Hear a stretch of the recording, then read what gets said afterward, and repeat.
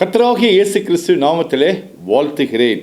இந்த நாளில் நம்ம பார்க்கக்கூடிய வசனம் சங்கீதம் 13ஆம் அதிகாரம் 6ஆம் வசனம். கர்த்தர் எனக்கு நன்மை செய்தபடியால் அவரை பாடுவேன். கர்த்தர் நமக்கு பலவிதமான நன்மைகளை செய்திருக்கிறார். அதே போல தான் தாவீது கர்த்தர் எனக்கு நன்மை செய்தபடியினால் என்னை பாடுவேன். சில நொடிகள் நாம் யோசித்து கர்த்தர் நமக்கு செய்த காரியங்களை கண்களுக்கு முன்பாக நம் இதயத்துக்கு முன்பாக கொண்டு வந்து அவர் செய்த நன்மைகளை யோசித்து பார்த்தீங்கன்னா ஏராளமான காரியம், தாராளமான காரியமாக நமக்கு கர்த்தர் இந்நாள் வரைக்கும் நம்மை நடத்தி வந்திருக்கிறார். அதற்காக நாம் என்ன செய்யணுமா, அவரை பாடுவேன் அப்படின்னு சொல்லக்கூடிய காரியம், அவருக்கு நன்றி சொல்லணும், சோஸ்திரம் சொல்லணும், தேங்க்யூ அப்படின்னு சொல்லக்கூடிய ஒருவராக இருக்க வேண்டும் நாம். ஏன்னா அவ்வளவு நன்மைகள் செய்திருக்கிறார் உங்களுக்கு. ஏராளமான நன்மைகள் ஒன்றொன்றாக நீங்கள் சிறு வயது முதல் இந்நாள் வரைக்கும் யோசித்து பார்த்தீங்க அப்படின்னா தேவன் செய்த நன்மைகள். சில காரியங்களை நம்ம மறந்துருக்கலாம், சில காரியங்கள் நமக்கு தெரியாமல் நம்மளை கர்த்தர் காத்து வல்லவராக இருப்பார். நமக்கு தெரியாமல் சில நோய்கள் நமக்கு வராமல் போயிருக்கலாம், நமக்கு தெரியாமல் சில ஆக்சிடென்ட்ஸ்லேருந்து கர்த்தர் நம்மளை காத்திருக்கலாம். அவங்களுக்கு தேவதூதர்களை அனுப்பி நம்ம கால்கள் கல்லில் இடராதபடிக்கு அவரை நம்மை பார்த்து நமக்கே சில காரியங்கள் தெரியாமல் நம்மை பாதுகாத்து இன்று முதல் நம்மை காத்து வழிநடத்தி வந்திருக்கலாம். இந்த மாதிரி பல காரியங்கள் கர்த்தர் நமக்கு நன்மை செய்தபடியால் அவரை நாம் சோஸ்தரிக்கணும், அதை பாடக்கூடிய ஒரு ஆள் இருக்கணும். ஒரு நன்றி உணர்வுடன் இருக்கக்கூடிய ஒரு ஆட்களாக, ஒரு மனிதர்களாக நாம் இருக்கும் பொழுது பார்த்தீங்கன்னா தேவன் அதை கவனிக்கிறார். அவர் பார்க்குறாரு எவ்வளவு தூரம் நாம் நன்றி உள்ளவர்களாக அவருக்காக அவர் செய்த காரியங்கள். அவர் நமக்காக சிலுவையிலே அறையப்பட்டு நொறுக்கப்பட்டு நமக்காக இரத்தத்தை சிந்தி 3ஆம் நாள் உயிரோடு எழுந்து நம்மை பாவங்களிலிருந்து மீட்டு, நம்மை பார்த்திங்கன்னா சாபங்களிலிருந்து மீட்டு, பரம்பரை சாபத்திலிருந்து மீட்டு, நம் தரித்திரத்திலிருந்து விடுதலை கொடுத்து, நோயிலிருந்து விடுதலை கொடுத்து, நம்மளுக்கு ஆசீர்வாதத்தையும் ஆரோக்கியத்தையும் கொடுத்திருக்கிறார். அதற்காக அவர் செய்த நன்மைகள், இதெல்லாம் நமக்கு செய்த நன்மைகள். இன்றும் ஏராளமான நன்மைகள் நமக்கு செய்யப்பட்டிருக்கவங்களுக்கு அதை யோசித்து நாம் அவருக்கு அவர் நன்மை செய்துவிட்டால் அவரை பாடுவேன் என்று தாவீது சொன்னது போல நாமும் அவரை பாடக்கூடிய ஒரு இடத்துல நம்ம இருக்கிறவங்களுக்கு. அதுக்கு தான் அவர் பாருங்கள் 2 கொரிந்தியர் 9:8, மேலும் நீங்கள் எல்லாவற்றிலும் எப்பொழுதும் சம்பூர்ணமுடையவர்களாயும் சகலவித நற்கிரிகளிலும் பெருகிறவர்களாயும் இருக்கும்படிக்கு தேவன் உங்களிடத்தில் சகலவித கிருபையும் பெருகச் செய்ய வல்லவராயிருக்கிறார். சகலவித கிருபையை பெருக செய்கிற தேவனாக இருக்கிறார். அது பார்த்தீங்கன்னா இங்கிலீஷில் படிக்கும்போது கொஞ்சம் கிளியராக நல்லா அழகாக புரியுது உங்களுக்கு. And God is able to make all grace abound towards you. God is able to make all grace abound towards you. கர்த்தர் அவருடைய கிரியையை பெருகச் செய்ய வல்லவராக இருக்கிறார்.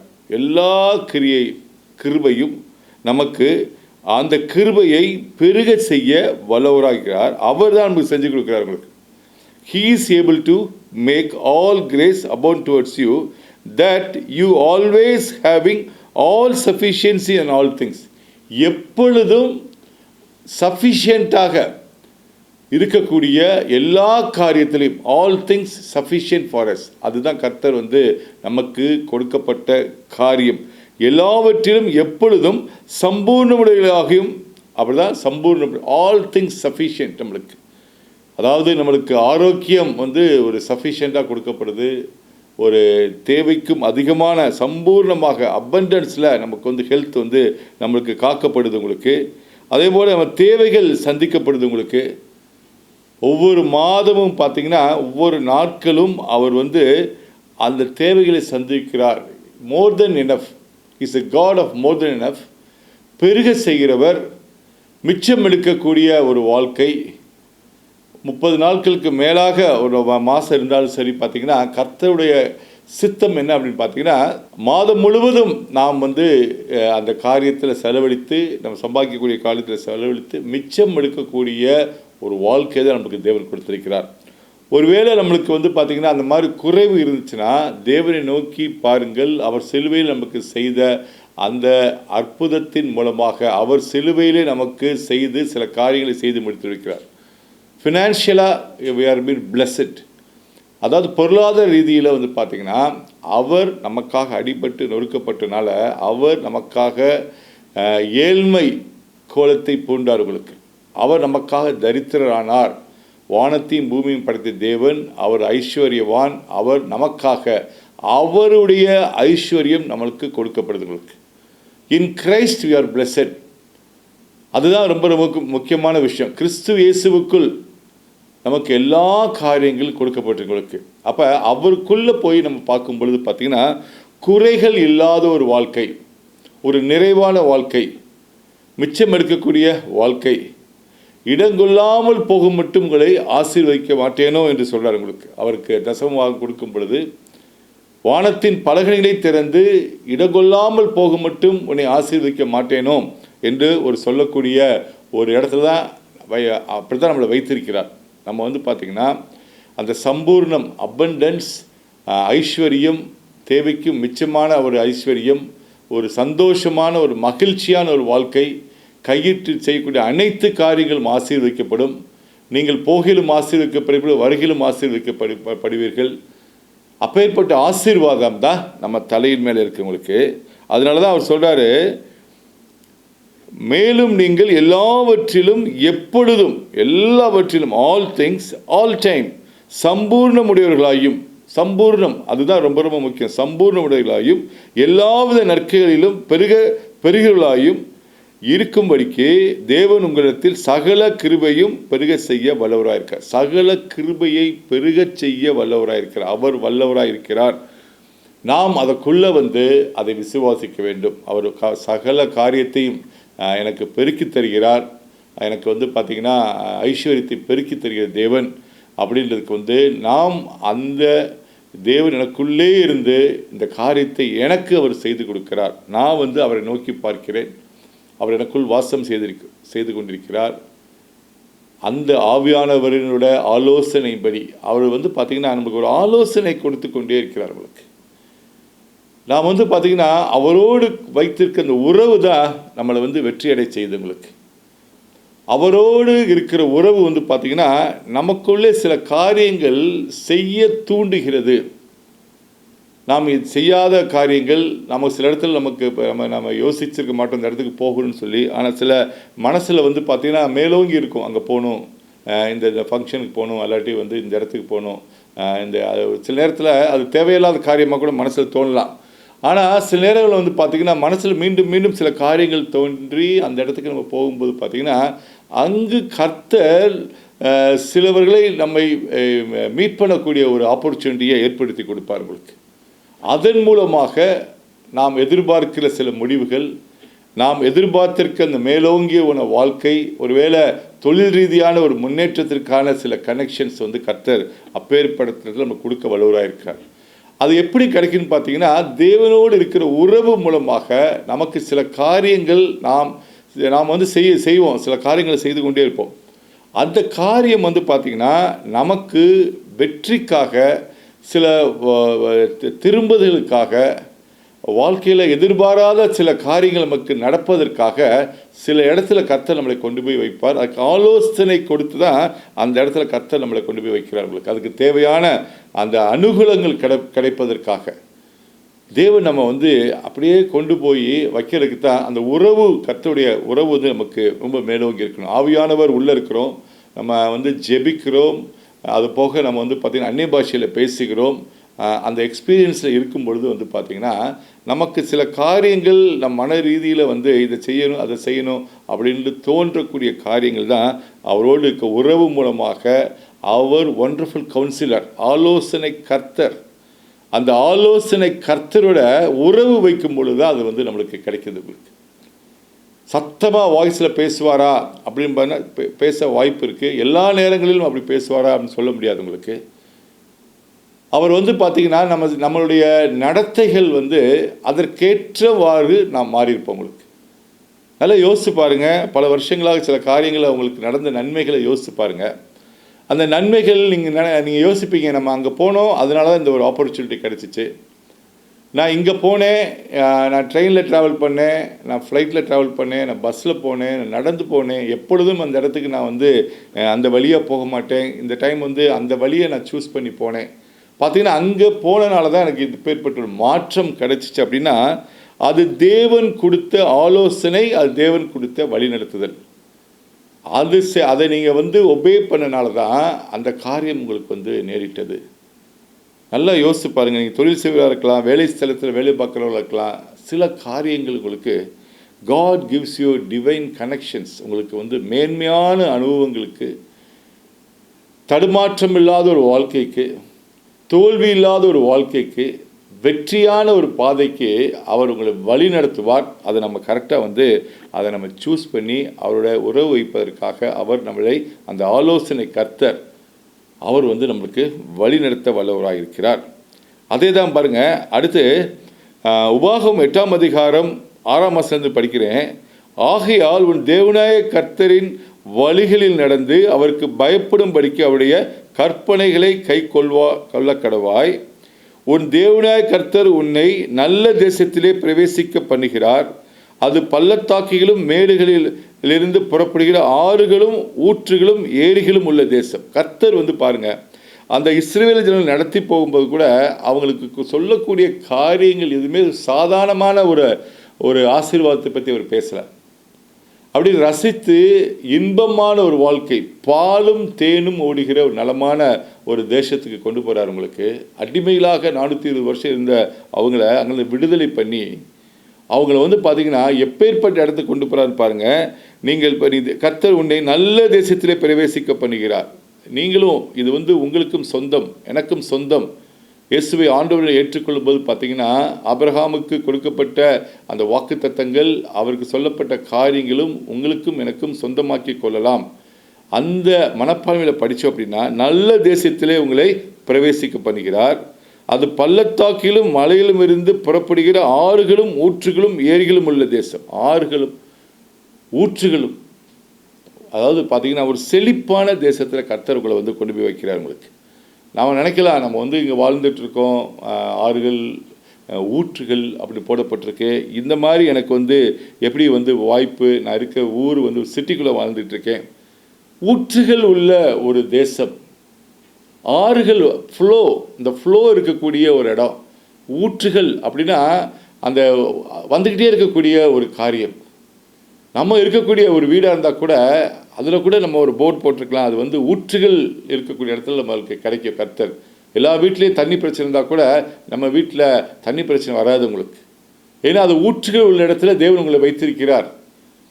அங்கே பார்த்தீங்கன்னா கர்த்தர் உங்களுக்காக ஊற்றுகளை கொடுக்குற தேவனாக இருக்கிறார்.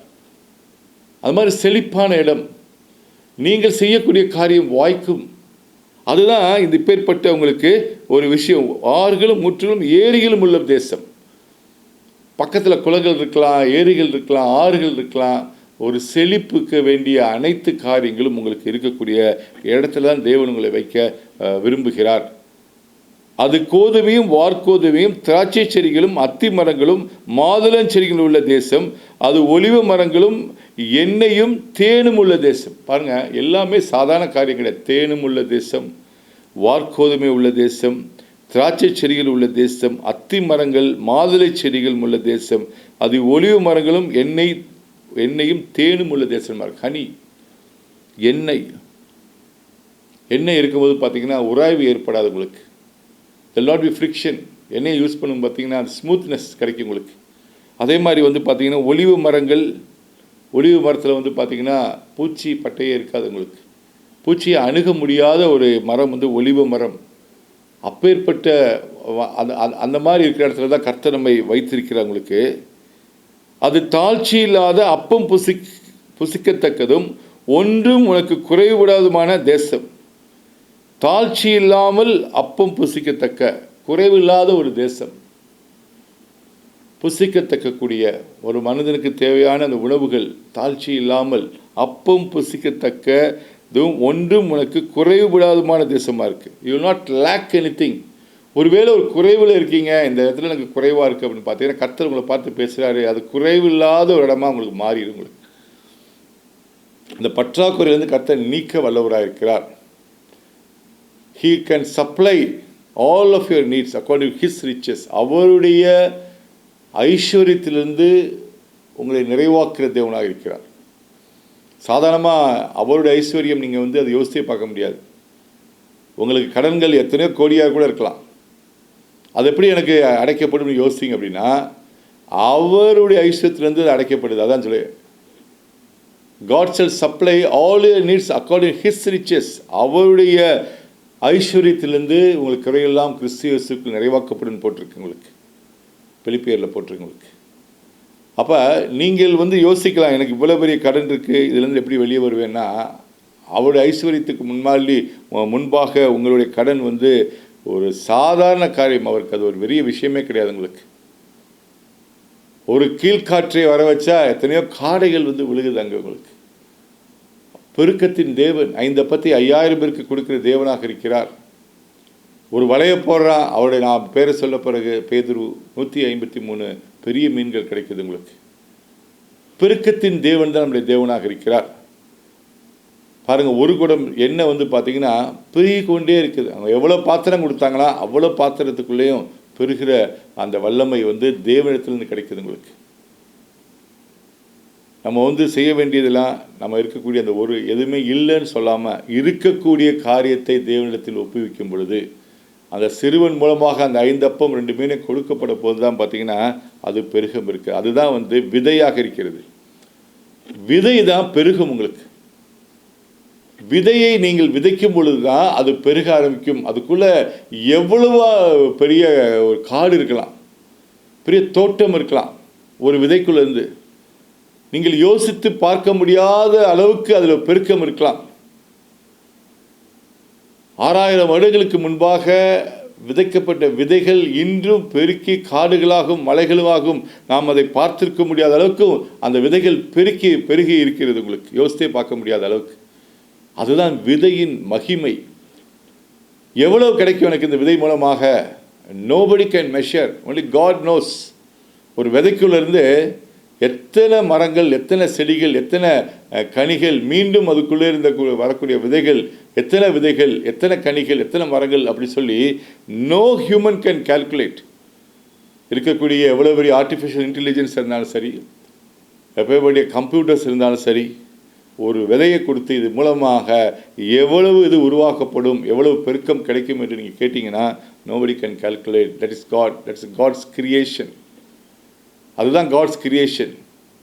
அன்றைக்கி வந்து பார்த்திங்கன்னா 2 மீனும் 5 அப்பத்தை வந்து அன்றைக்கி இருந்த 5000 குடும்பங்களுக்கு மாத்திரம் இல்லை, அன்றைக்கி 5 லட்சம் குடும்பமாக இருந்திருந்தால் கூட அந்த விதையின் மூலமாக அதை வந்து அவரால் நிரப்பி கொடுத்துருக்க முடியும். உங்களுக்கு ஒரு தேசத்தையே நிரப்பக்கூடிய வல்லமை அந்த விதைக்குள்ளே இருக்குது. அந்த 5 அப்பத்தை 2 மீனுக்குள்ளே இருக்கக்கூடிய ஒரு காரியம். அதுதான் நம்முடைய தேவனாக இருக்கிறார். அதனால தான் அவர் செய்த நன்மைக்காக அவரை பாட வேண்டும், அவரை சோஸ்திரிக்க வேண்டும், அவருக்கு நன்றி சொல்லுவர்களாக இருக்கணும். உங்களுக்கு தட் இஸ் த ரீசன். அந்த மாதிரி நம்மளை பெருக்குவதற்காகத்தான் கர்த்தர் நமக்கு ஐஸ்வர்யத்தை சம்பாதிக்கிற பலனை கொடுக்குறார். அடுத்து படிக்கிறேன். அது தாழ்ச்சி இல்லாமல் அப்பம் புசிக்கிறத்தக்கதும் ஒன்றும் உனக்கு குறைவிடாதுமான தேசம். அது கல்லுகள் இரும்பாய் இருக்கிறதும் செம்பு வெட்டி எடுக்கத்தக்க மலைகள் உள்ளதுமான தேசம். பாருங்கள், நேச்சுரல் ரிசோர்ஸஸ் இருக்கக்கூடிய ஒரு இடம். செம்பு வெட்டி எடுக்கக்கூடிய தேசம், இரும்பாக இருக்கிறது, கல்லுகள்லாம் இரும்பாக இருக்கக்கூடிய நேச்சுரலாக உங்களுக்கு அந்த ஒரு நேச்சுரலாக கிடைக்கக்கூடிய ஒரு காரியமாக கர்த்தர் உங்களுக்கு வாய்க்க பண்ணக்கூடிய தேவனாக இருக்கிறார். செம்பு வெட்டி எடுக்கக்கூடிய ஒரு காரியம், அபண்டன்ஸ். நல்லா யோசித்து பாருங்கள். அப்பேற்பட்ட காரியத்துக்கு நாம் சொந்தக்காரராக தான் கர்த்தருடைய விருப்பமாக இருக்கிறது. அவருடைய விருப்பம் வந்து பார்த்திங்கன்னா இப்பேற்பட்ட இடத்துக்கு தான் நம்மளை கொண்டு போய் வைக்க வல்லவராக இருக்கார். அதற்கு தான் அவர் ஆலோசனை கொடுக்குறார். அவர் கொடுக்குற ஆலோசனை ஜஸ்ட் லைக் தட், ஒரு ஏதோ ஒரு சின்ன மிராக்கிள் அப்படி சாப்பிட்டுட்டு போகிறதுக்கு அப்படின்றது மாத்திரமில்லை, அதுக்கு மேலே யோசித்து பார்க்க முடியாத அளவுக்கு அந்த அற்புதத்தை கொடுக்குற தேவன் நம்முடைய தேவனாக இருக்கிறார். ஆகையால் நீ புசித்து திருப்தி அடைந்திருக்கையில் உன் தேவனாய் கர்த்தர் உனக்கு கொடுத்த அந்த நல்ல தேசத்துக்காக அவரை சோஸ்திரிக்க கடவாய். அதுதான் இங்கே முக்கியமான ஒரு பாயிண்டாக இருக்குது. உங்களுக்கு இந்நாள் வரைக்கும் கர்த்தர் நமக்கு செய்த காரியம், நம்மளுக்கு கிடைத்த பலன்கள், நாம் அனுபவித்த வாழ்க்கைகள், கிடைத்த வீடாக இருக்கலாம், காராக இருக்கலாம், பிள்ளைகள், அதுக்கு பிறகு பிள்ளைகள், அதுக்கு பிறகு வந்து பார்த்திங்கன்னா சொந்த பந்தம், நம்ம வாழக்கூடிய இடம் எல்லாம் வந்து பார்த்திங்கன்னா யார் கொடுத்தா அப்படின்னு பார்த்தீங்கன்னா, it has been come from the Lord who made the heaven and earth. அவர் தான் நமக்கு கொடுத்துருக்க. ஆகையால் நீ புசித்து திருப்தி அடைந்திருக்கையில் உன் தேவனாய் கர்த்தர் உனக்கு கொடுத்த அந்த நல்ல தேசத்துக்காக அவரை சோஸ்திரிக்க கடவாய். Are we thanking God for all the things we have received till this date? That's a question. Are we thankful to the God who has done all this for us? அப்பேற்பட்ட தேவன் தான் நம்முடைய தேவனாக இருக்கிறார். அவர்தான் நம்முடைய தேவன். அதற்கு நாம் நன்றி சொல்கிறவர்களாக இருக்கிறோமா என்று நாம் கேட்டுக்கொள்ள வேண்டிய கேள்வியாக இருக்கிறது. அப்படி ஒருவேளை சொல்லலை, நீங்கள் உங்கள் மனசு உங்கள் இதயம் சொல்லிச்சுன்னா இன்று முதல் அதை நாம் செய்ய ஆரம்பிக்கலாம். உங்களுக்கு நன்றி சொல்லக்கூடியதாக இருக்கலாம், அதுக்கு பாடுகளாக இருக்கலாம், உங்களுக்கு துதி பாடுகளாக இருக்கலாம். உங்களுக்கு we can praise the Lord. உள்ளத்தின் ஆழத்திலிருந்து நாம் இந்த காரியத்தை செய்யலாம். உங்களுக்கு அந்த அளவுக்கு கர்த்தர் நமக்கு செய்திருக்கார். உங்களுக்கு நான் உன் தேவனாய் கர்த்தரை மறவாதபடியும் நான் இன்று உனக்கு விதிக்கிற அவருடைய கற்பனைகளையும் நியாயங்களையும் கட்டளைகளையும் கை கொள்ளாமல் போகாதபடிக்கு எச்சரிக்கையாயிரு. அப்போ கர்த்தர் நம்மளுக்கு கொடுத்த அந்த சில காரியங்களை நம்ம என்ன செய்யணும் பார்த்தீங்கன்னா, நாம் கை கொள்ளுகிறா இருக்க வேண்டும். அதை மறக்கக்கூடாது. எப்பொழுதும் உயர்ந்த ஸ்தானத்தில் எவ்வளோ பெரிய ஆளாக போனாலும் சரி, அவர் செய்தார் அப்படின்ற அந்த எண்ணம் எதுக்கு நாம் திருப்பி திருப்பி பண்ணணும்னா, அவரை மறக்கக்கூடாது. அவர் செய்த காரியங்கள் நம்ம மனதில் இருக்க வேண்டும். உங்களுக்கு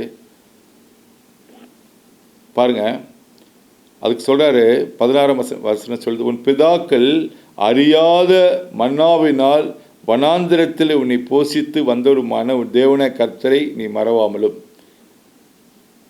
பிதாக்கள் யார்? இஸ்ரவேல் மக்கள். நமக்கும் பிதா தான். அவங்களே போஷிச்சார் உங்களுக்கு. நாமும் அந்த உறவை கொண்டாடலாம். அவங்களுக்கு நம்முடைய பிதாக்கள் பிதாக்கள் ஏன்னா நாமளும் ஆவிக்குரிய இஸ்ரவேலர்கள்.